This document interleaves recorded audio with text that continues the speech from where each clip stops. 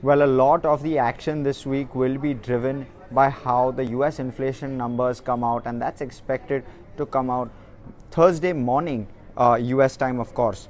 Now, ahead of those numbers, the US markets rose and they rose quite well, a healthy rise in US numbers. Well, when we look at the Dow, it was up around 0.9% in trade yesterday. The S&P 500 was also up almost 1.5%, but the Nasdaq showed the best jump. It was up over 2%, and likely also was a result of that was largely due to bond yields cooling a bit. Well, bond yields eased off, and that meant that growth stocks got a little bit of a fillip in trade yesterday.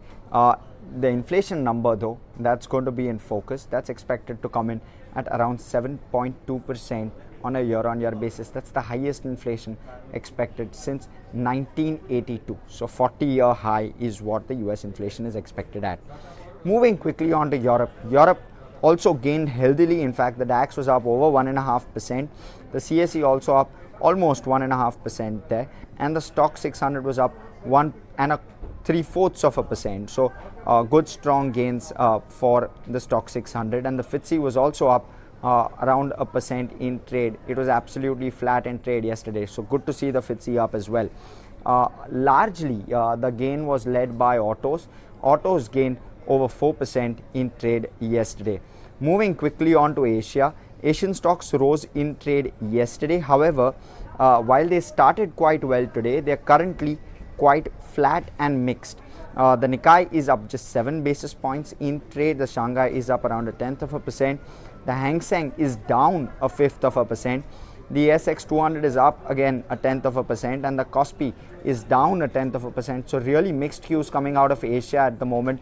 Even when we look at the SGX Nifty, that is up just about 0.1% in early trade today. And when we look at the US futures, they are headed downwards. Well, the Dow futures are down around 5 basis points.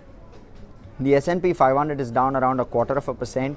Futures, I mean, and the Nasdaq futures are down around 0.33% in early trade today.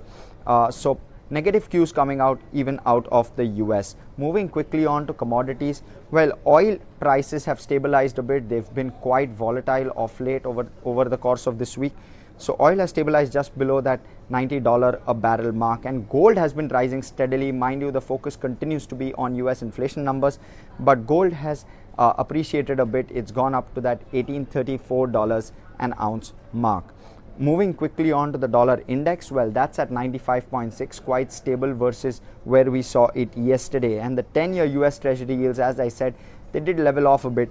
They're below that 1.95% mark. They're in fact at 1.93% as we speak. And Bitcoin too, surprisingly, holds quite stable. It's just above that $44,000 mark. That's a roundup of how indices are looking this Thursday morning.